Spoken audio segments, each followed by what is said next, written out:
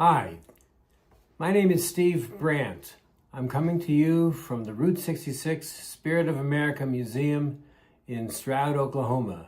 And this is the replica of the office of Clark Kent from the 1950s TV series, The Adventures of Superman. I want my museum guests to imagine that they are reporters, and I ask them what stories would they like to see in the news today, because I want them to have hope, and I want them to imagine that journalism can help them have hope, as it actually has in the past, as some of the museum's exhibits show. But today, I'm acting like Clark Kent to report to you on the current state of America and a very special future possibility. So I'm going to talk about the state of America in 3 parts. I'm also going to give you a little more information about myself and why this work is an outgrowth of my life story. I'm going to talk about how this future possibility that exists is largely unknown to the public, but very much real. I'm going to talk about how to begin making that possibility go from dream to reality. And I'm going to request support from people. And I'm also going to describe where I'm going to be and what I plan on doing for the rest of this very special year when America is celebrating both its 250th birthday and the centennial of Route 66. So, a little bit more about me. I retired to Stroud in early 2021 from New York City, and I moved here to be on Route 66, where I wanted people who were both Americans and foreign tourists to see what the history of America looks like from a standpoint of the people following their dreams, inventing new ways of doing things, and helping us get to futures that were, in some cases, radically different and better than the past. It's a museum devoted to innovators, both individuals like the Wright brothers and entire organizations like the NASA space program that got us to the moon. It also celebrates creators of art and entertainment like the character of Superman, as well as Star Trek and Star Wars. The whole purpose being to give people hope through which the spirit of America can help be healed. So that is actually the mission of the museum, to help heal the spirit of America. And the commitment of the museum in 2026 is to make this year a year of hope. And the motivation for that commitment is largely the fact that this is also a year of great trauma in our country. And if you're really looking at the larger world picture, in our world as well. Not unique.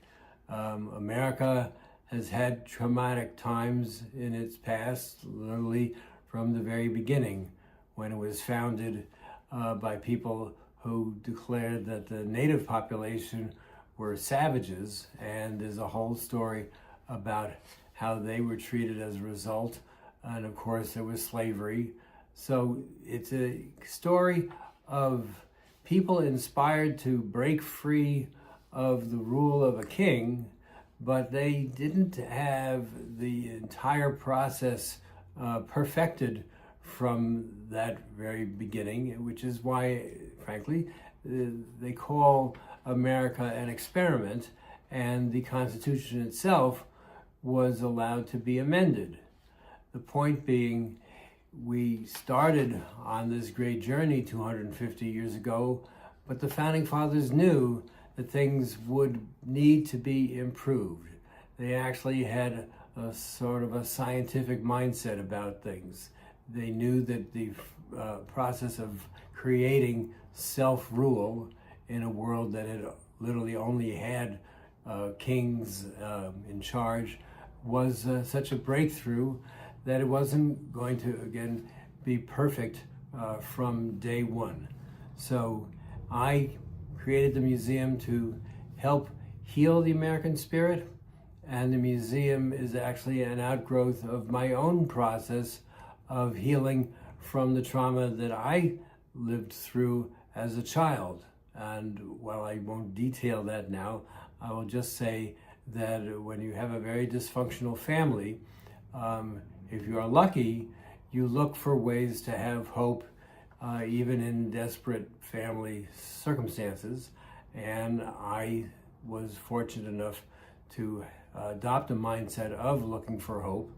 And so while I did that as a child, the museum's purpose is to help people do that today, not just as individuals, but as members of a larger society.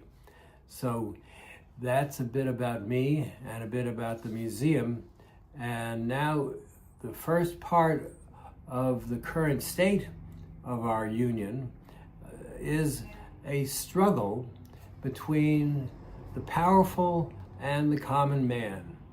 Not a new struggle, of course. One might say it's existed since the beginning, and one of my early lessons in this was seeing the movie The Ten Commandments, and there was Ramses, who ruled Egypt, against Moses, who was for the common people. So the powerful versus the common people has been a dynamic for literally ever, and it's a huge dynamic and a huge struggle that America is going through today. And speaking of America going through struggles, the great historian John Meacham just published a new book about that struggle. It's literally called American Struggle, Democracy, Dissent, and the Pursuit of a More Perfect Union.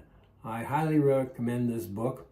What John Meacham has done is he has found speeches dating back through the entire 250 years of our history, and he wants us to see what we have gone through consistently, as we have not had that perfect union from day one, but have worked to achieve it and are still working to achieve it today.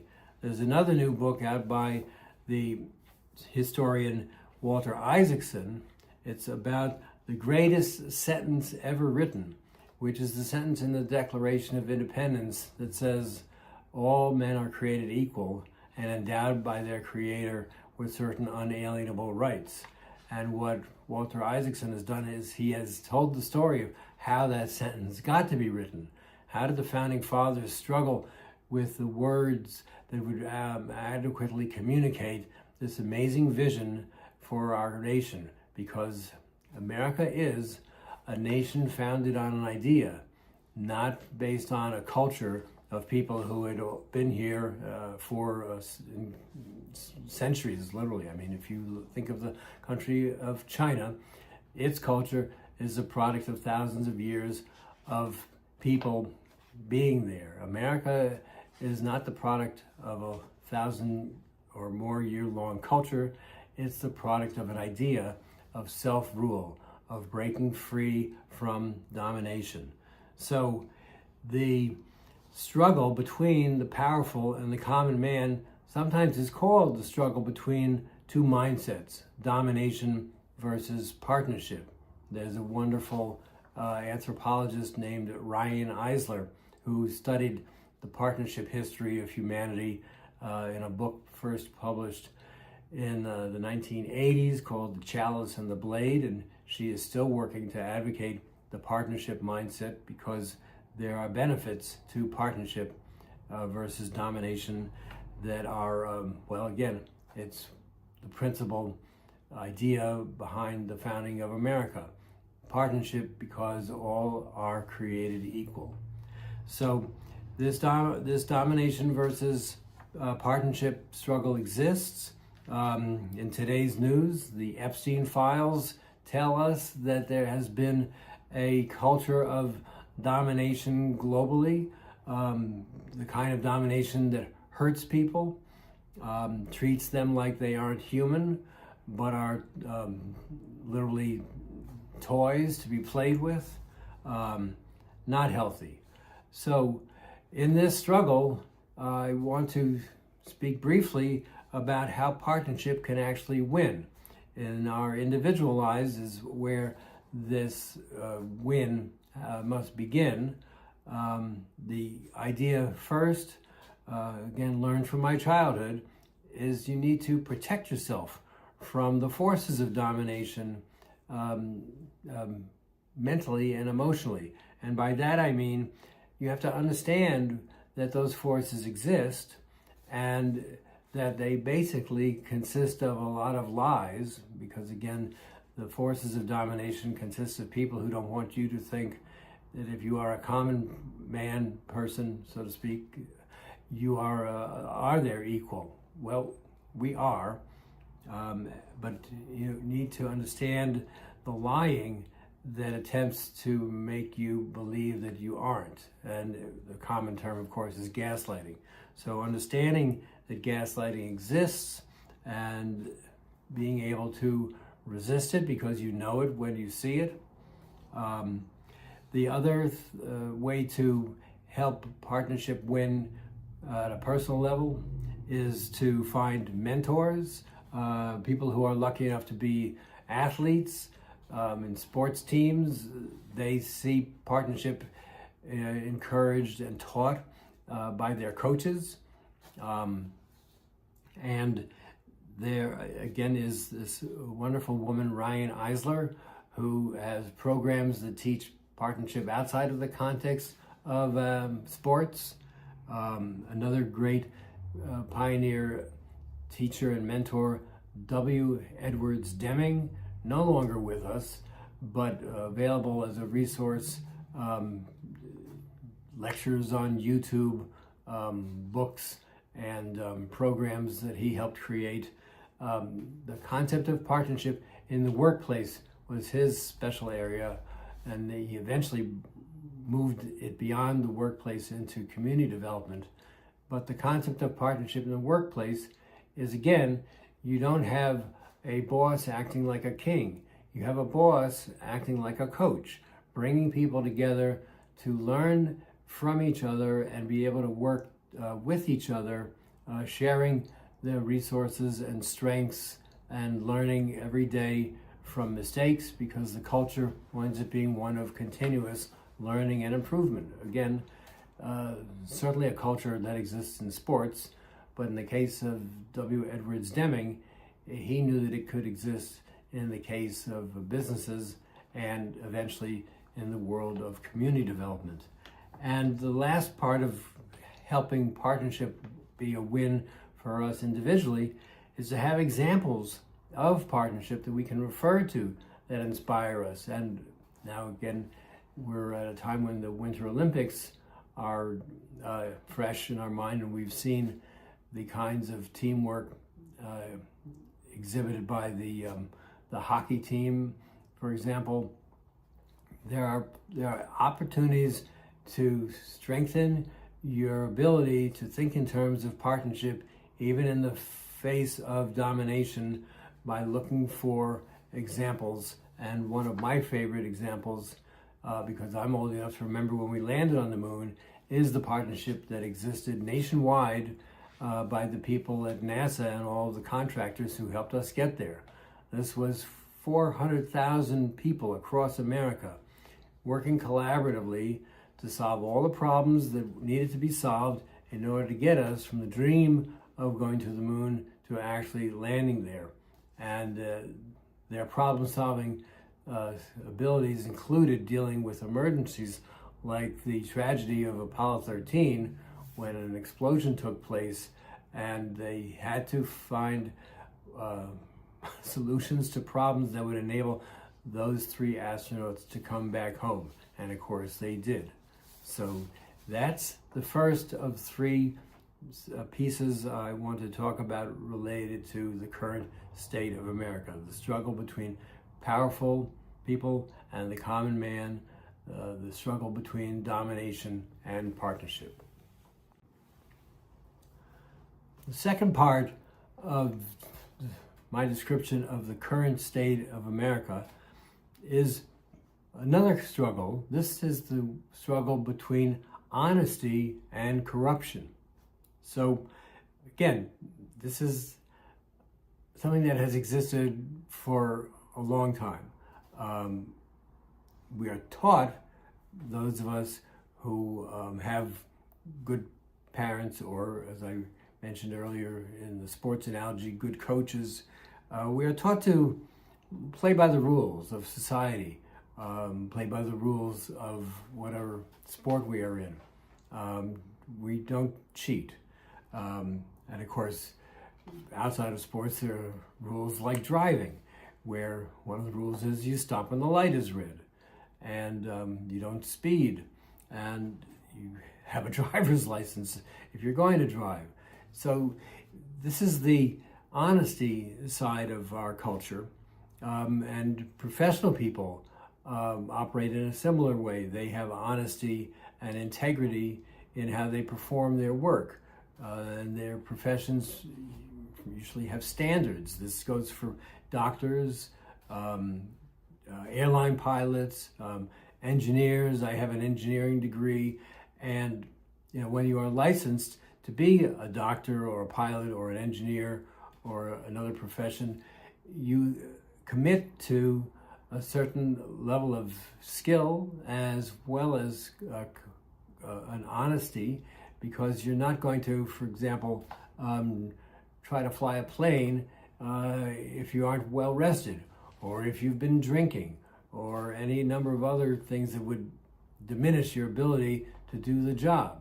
So these are the people who are keeping society going forward with honesty and integrity, but there are people in society who are corrupt and don't play by the rules. They make up their own rules.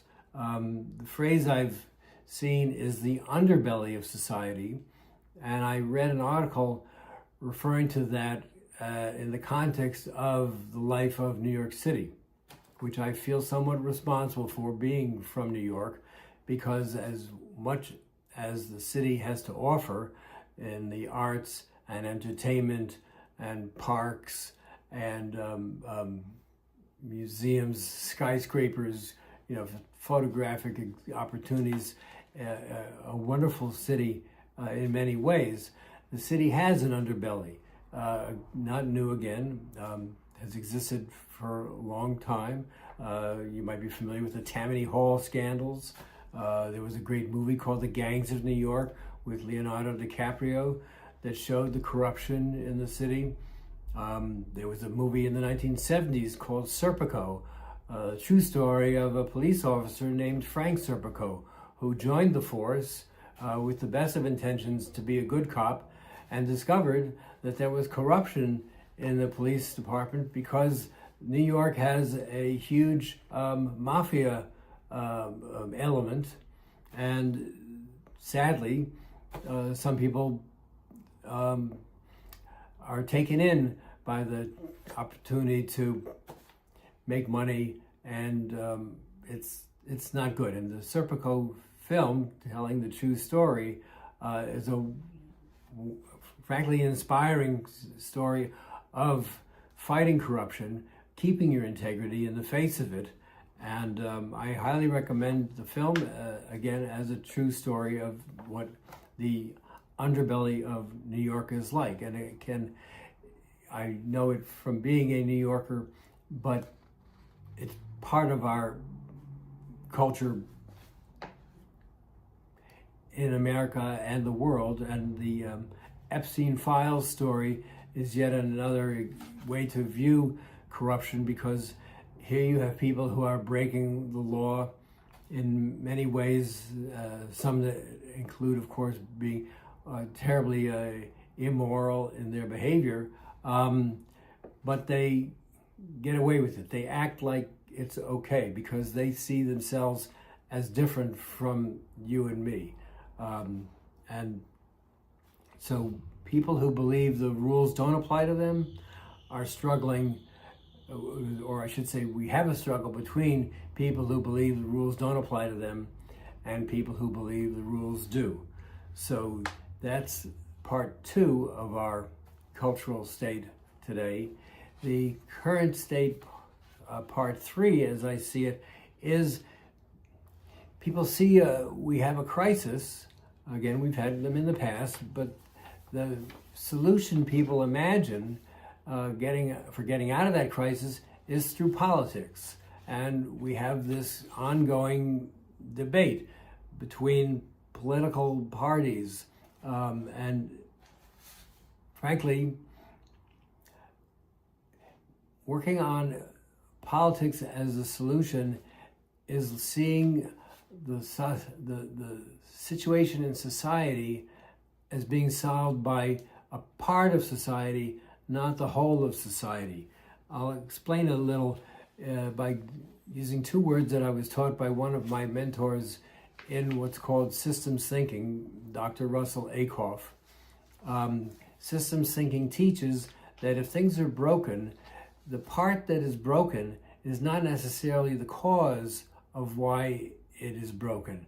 The cause is something happening in the larger environment in which that part exists. So to try to fix a part alone is a concept of efficiency. You think that you can make the part better, but you're not dealing with the larger system in which it exists. To deal with the larger system, you deal with the concept of effectiveness. Effectiveness is how the big picture, if the big picture changes, you can have a breakthrough, not the minor improvements that happen from fixing a part, but a breakthrough to a whole new reality, because the larger system is controlling what future we have, not the individual parts. So again, to try to make politics work better is to think we can be more efficient as a society, but it doesn't recognize that society and politics are not the same. Politics is a subset of society. So effectiveness is to look at society and what changes are possible in that larger system that can lead to a breakthrough. So the cultural condition we are in now and the desire to solve our problems, when you go to the larger system question and the design of that larger system, now you are allowing for a very special dynamic, and that is the dynamic of innovation.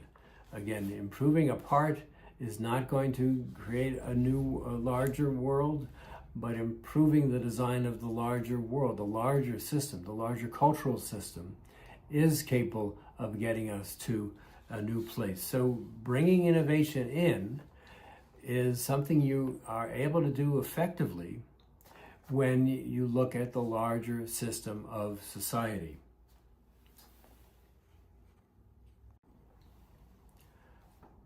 Okay, so I've talked about how the current state of our nation consists of these 2 kinds of struggles and consists of a belief that we can solve the crises we face through politics, where the real solution lies in looking at how our culture is designed, because cultural design allows us to bring in the forces of innovation. And the greatest innovation that is available to us now is to shift the design of our culture from division and hate to cooperation and love. And the outcome that's available, the aspirational future that a shift to cooperation and love makes possible, is peace. Peace is not just a dream that only occurs in fantasies.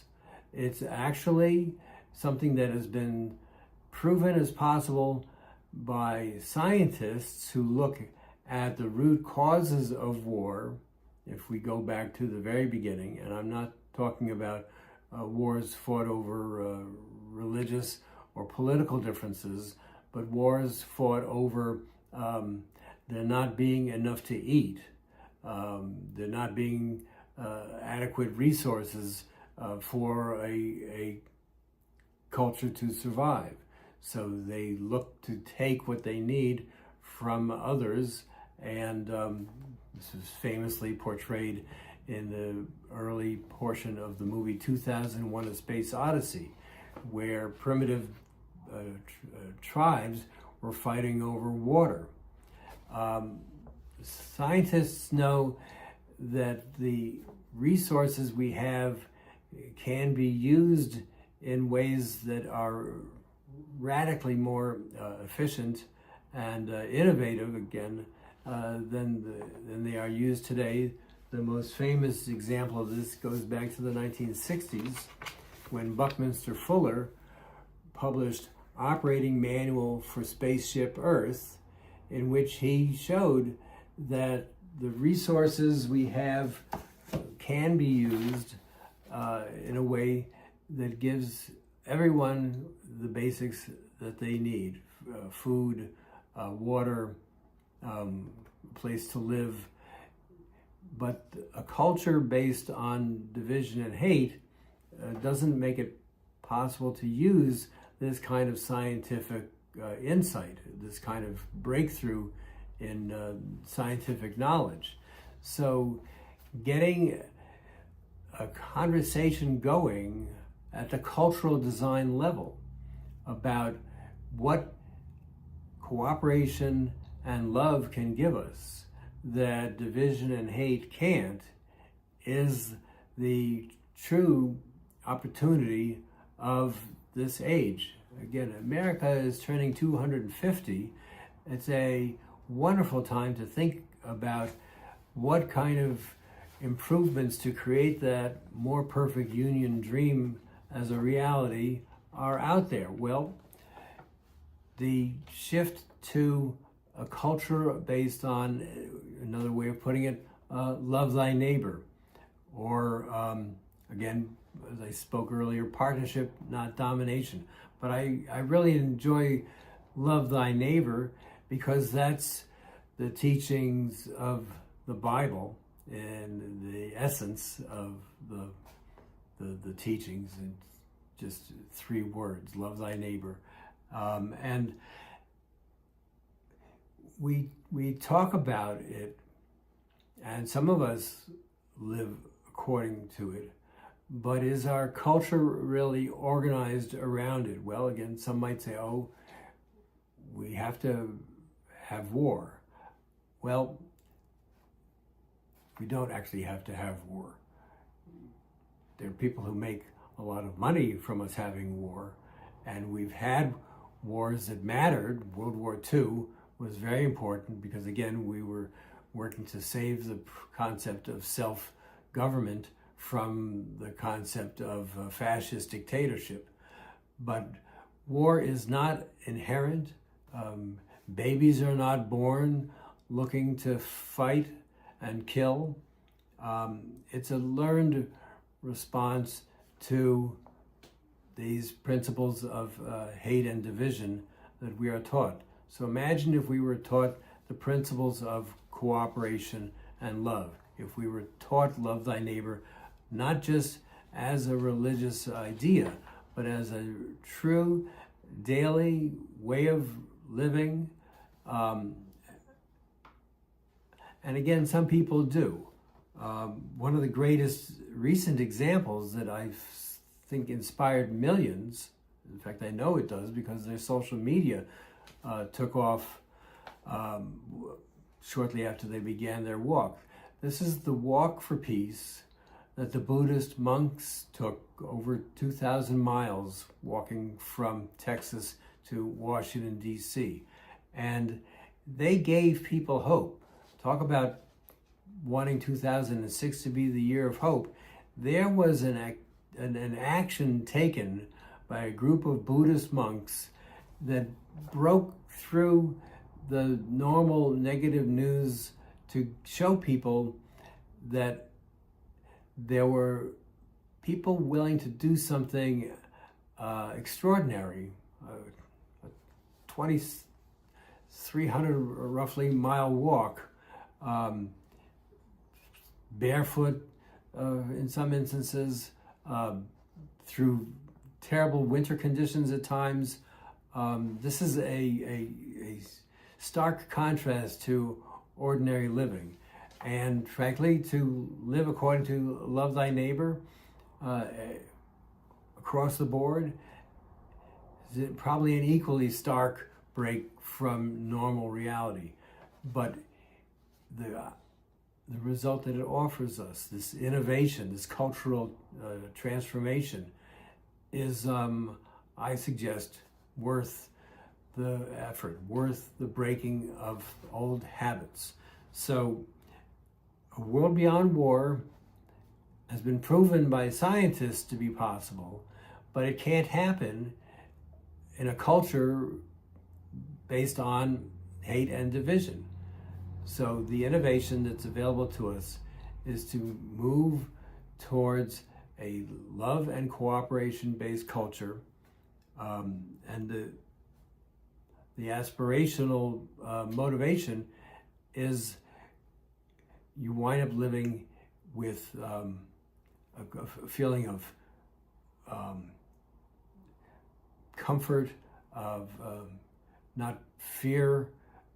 This is actually something that Dr. Deming taught in his cultural transformation work at the business level, that when the boss is a coach instead of a king, people work without fear in the workplace. So they're able to learn from each other, they're able to experiment, they're able to do things on their own initiative, not just doing what the boss tells them to do. So imagine a society where all of us are supported in experimenting, in taking initiative, in learning from each other. Imagine a culture in which mistakes are okay because a mistake is seen as an opportunity to learn. You don't want to make the same mistake twice, but it's okay to make it once, because then you can learn how to do better from the experience. So this is the innovation opportunity of literally the lifetime of our country and of our world. It is the opportunity to realize the dream of America, 250 years old now, of all are created equal and all have the ability to pursue life, liberty, and happiness. And that's the possibility I want to now talk about how we can begin to achieve. So imagine this possibility of shifting our culture from one based on division and hate to one based on cooperation and love, with the aspirational motivation coming from knowing that we can get to that dream of peace, make peace a reality, which fits with the Founding Fathers' vision of all are created equal. How do we begin to make that possibility real? Because the science is there.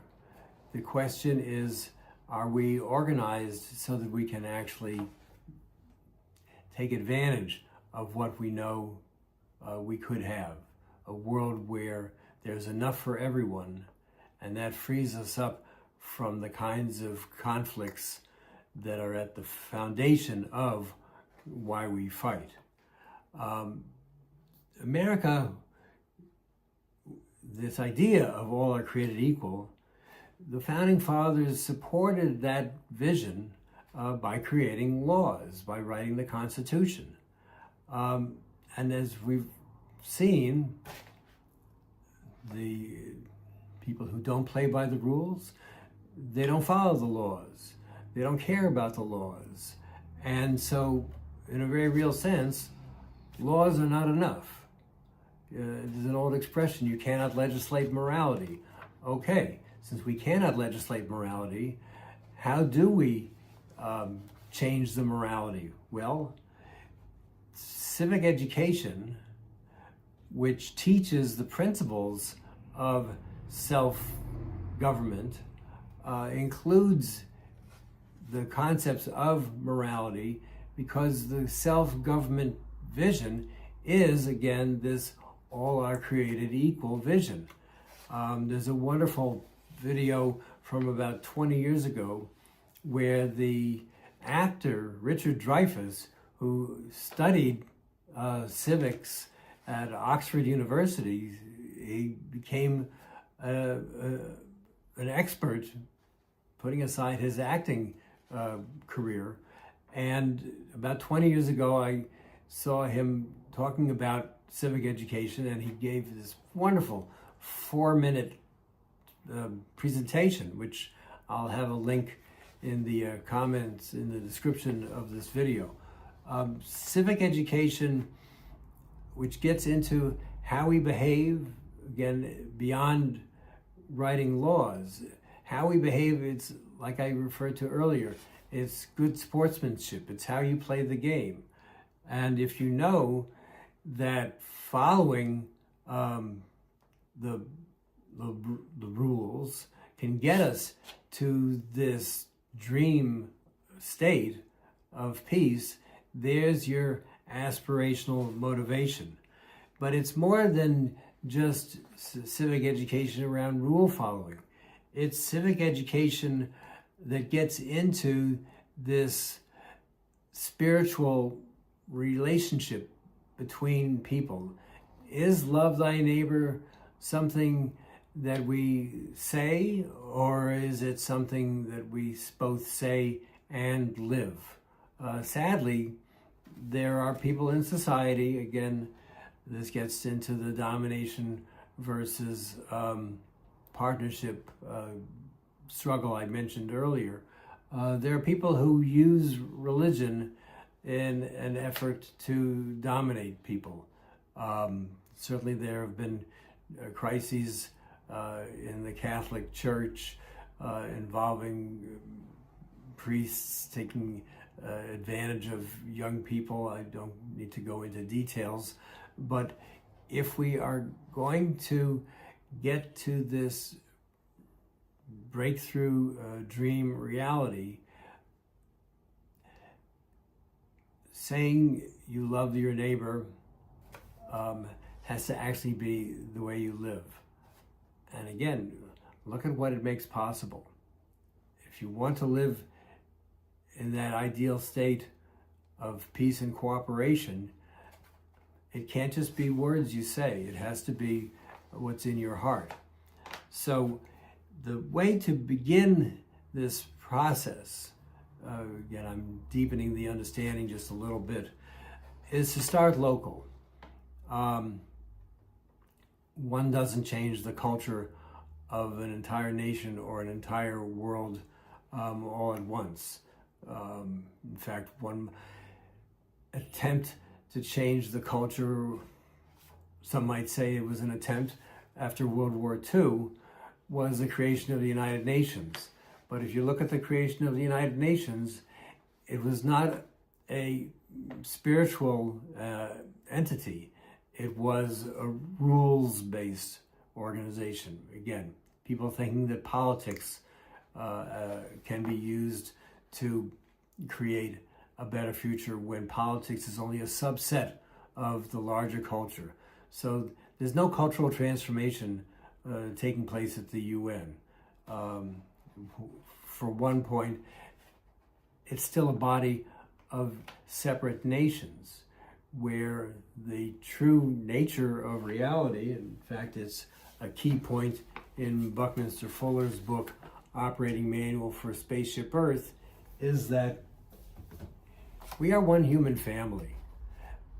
The idea of nations is very old, and we will always have separate cultures, and it's a wonderful thing to have different cultures because we get to experience different kinds of art and different kinds of food and all the things that different cultures give us that we can learn from and enjoy. But the fact of having separate nations has fed into this mindset of scarcity, of us versus them, of having wars. And the UN did nothing about that, even though it wrote the Declaration of Human Rights. That was a law type approach. It was not a spiritual transformation approach. So we need a spiritual transformation. And the easiest way to start that kind of cultural catalytic change, the easiest way to catalyze that kind of cultural change is local. I'm fortunate enough to have retired to a small town. Stroud, Oklahoma is less than 3,000 people. It has quite a few churches. So it has the opportunity as a small town to make this kind of a public commitment, because cultural changes, you don't keep them secret. The monks that walked from Texas to Washington, D.C. Were very visible. And so visible change, as opposed to a secret change, is absolutely part of the process. But starting local is the first steps. There have been past attempts to imagine a process that would be national, and I'm pleased to have the document from the time in the 1990s when a group of people, motivated by the fact that the UN had had its first international climate change conference in 1992, put a plan together called Sustainable America. And believe it or not, this was actually authorized by President Bill Clinton. So there was a political element to this, but it wasn't put together by politicians. It was put together by an amazing cross-section of business leaders, scientists, civic leaders. It's something that I will link to in the description of this video. But what they were focused on, because the UN had just had this conference in 1992, was how do we relate to Mother Earth? And so the concept of creating Sustainable America was to create an America that relates to Mother Earth as a partner, not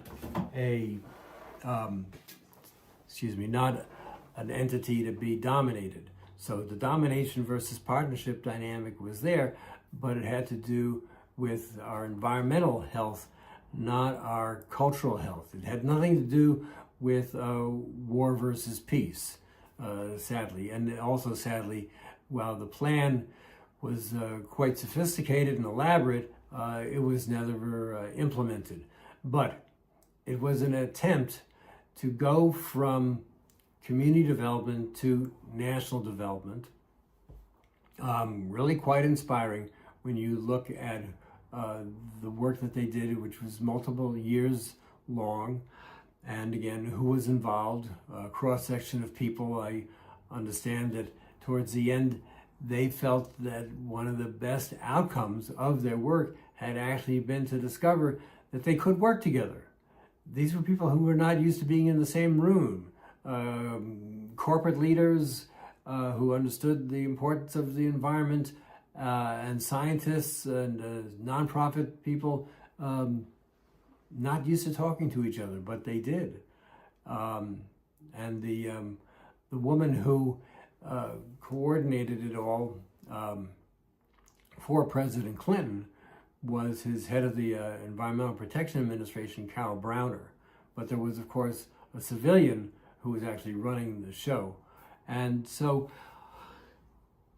we've had efforts that brought people together around cultural change with how we relate to the environment. What we need now, and what we have the opportunity for now, is an effort that brings people together to create a cooperative effort between us.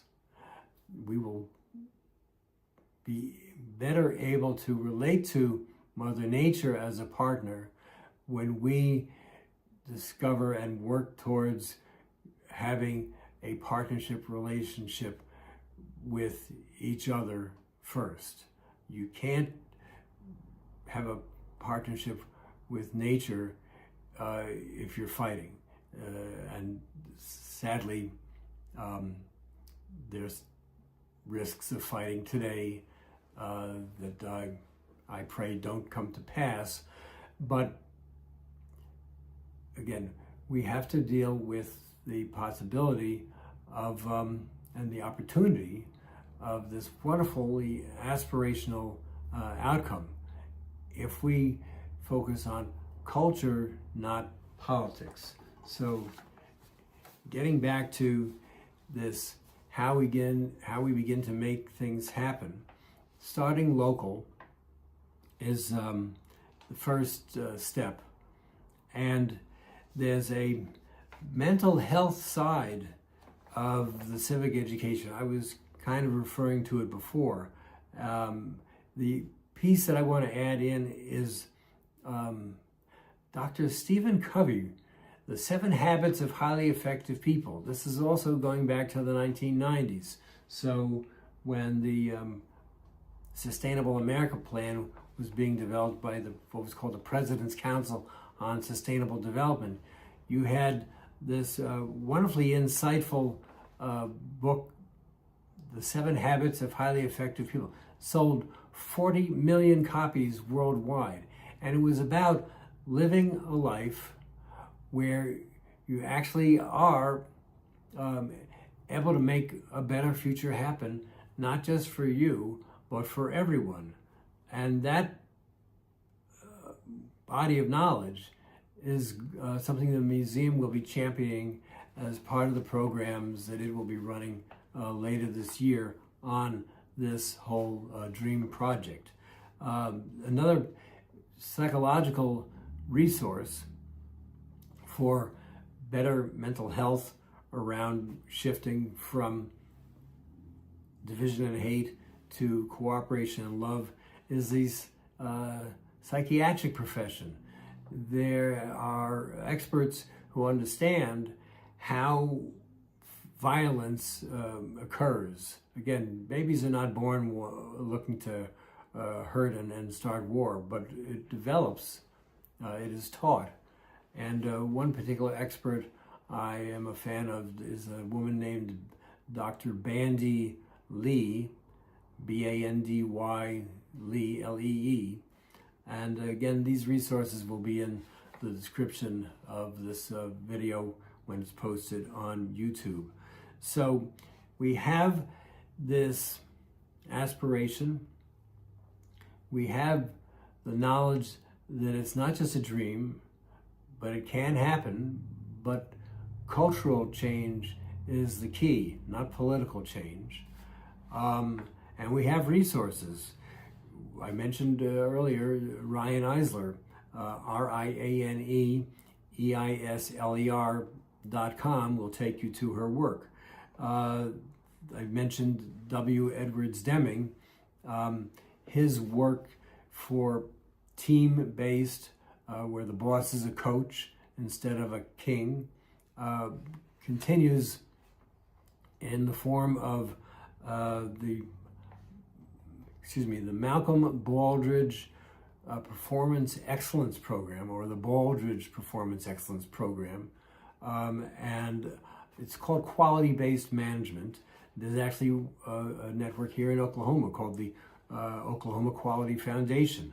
There's a community development initiative out of that quality management world called Communities of Resilience and Excellence.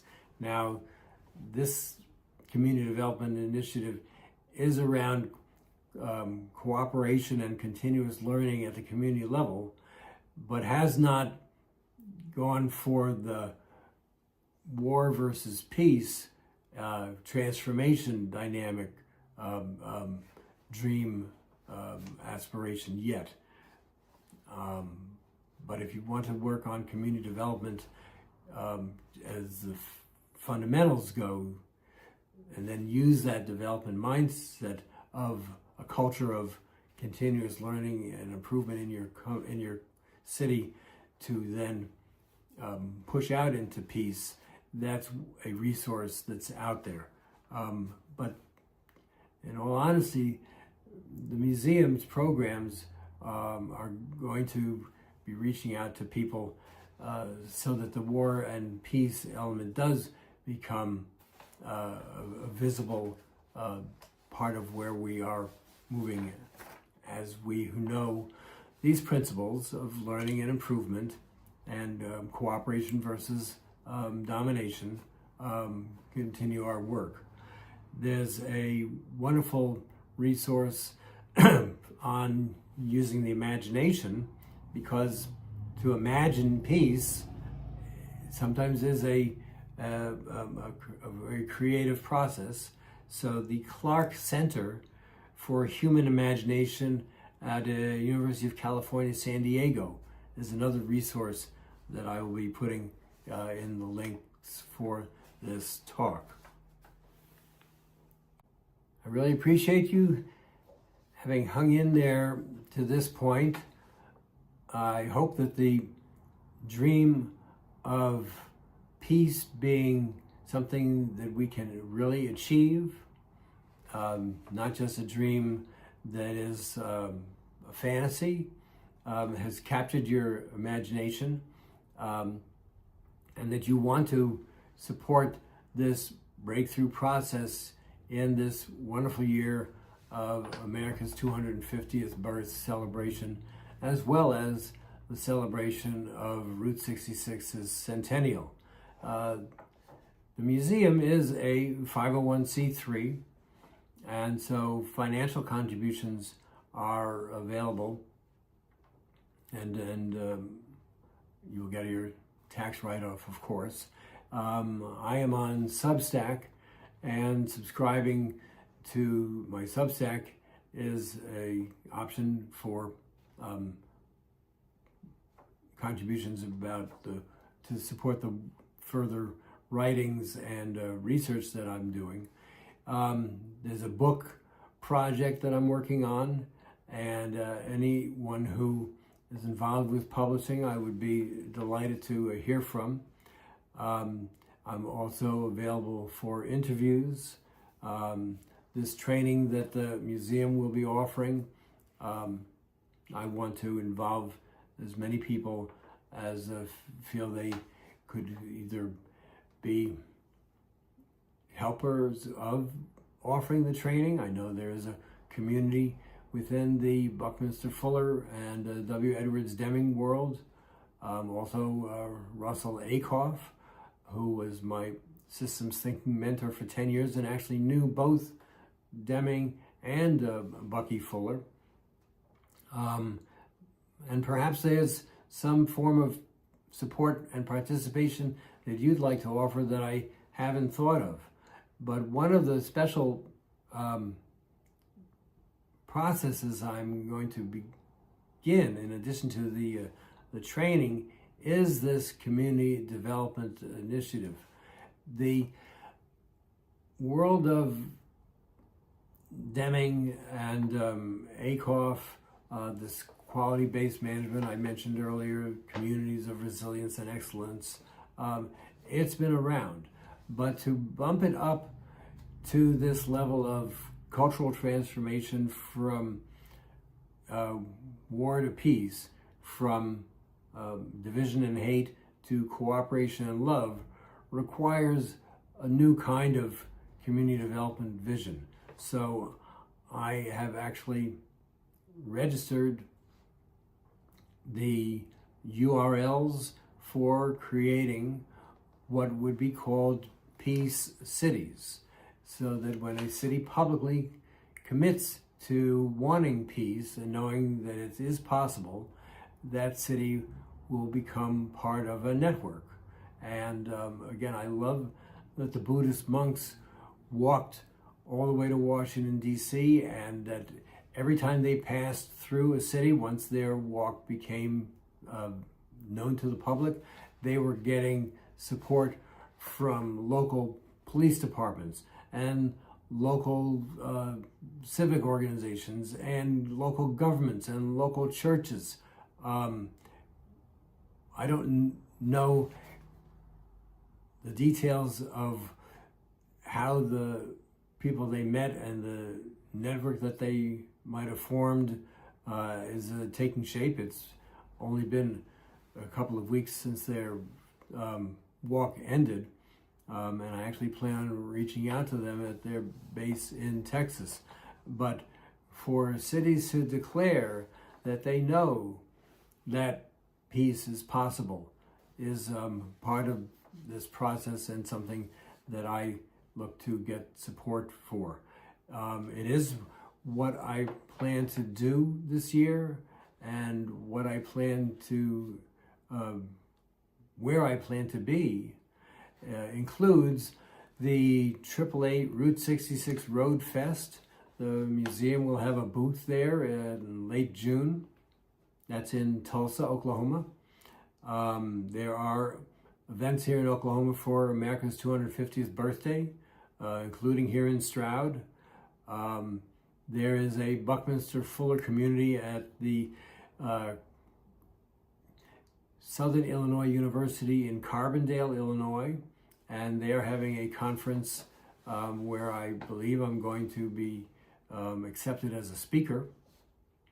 And because it's the 50th anniversary of my college graduation, I'm going to be at UMass Amherst in May, networking with the engineering community that I graduated with and other people on this subject, because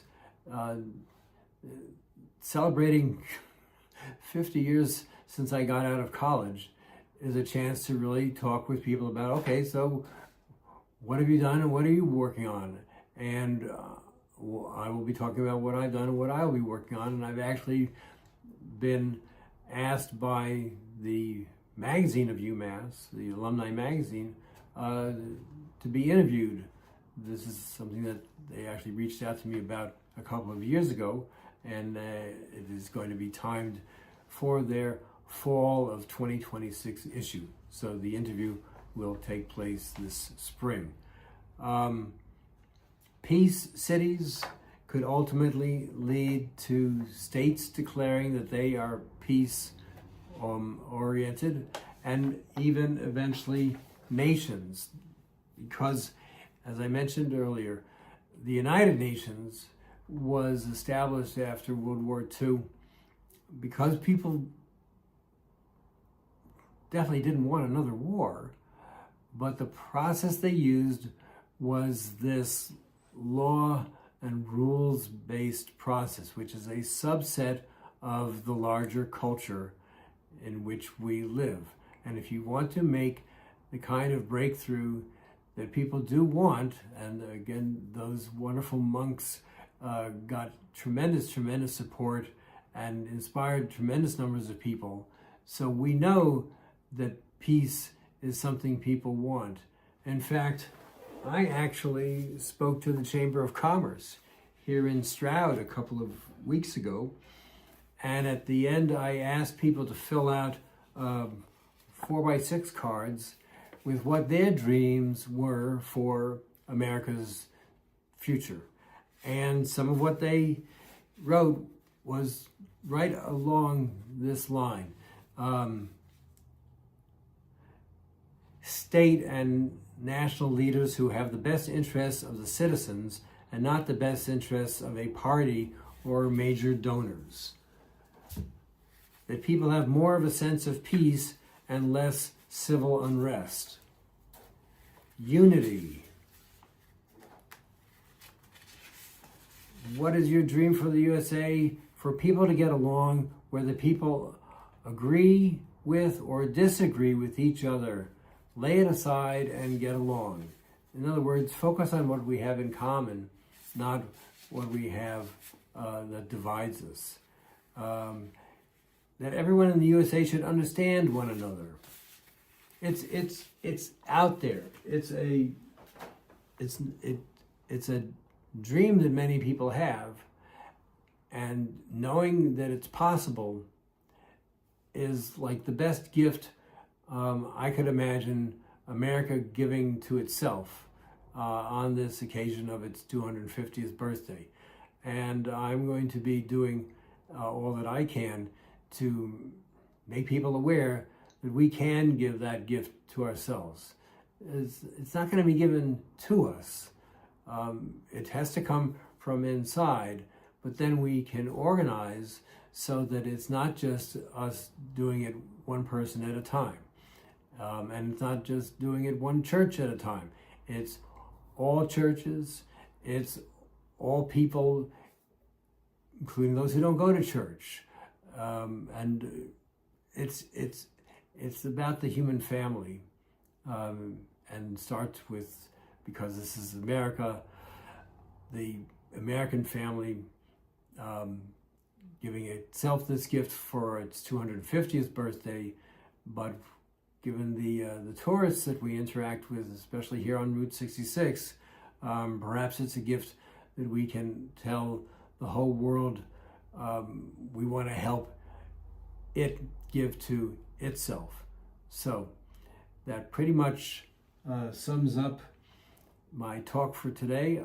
I want to apologize for the live stream not working on February 24th. That was a technical malfunction, but it's great to be able to do this video today, and it'll be even greater when I get your feedback. So please post comments. You can also write to me directly at the museum. The email address is steve@Route66 Spirit of America Museum.org. Thanks so much for watching. I look forward to being in touch.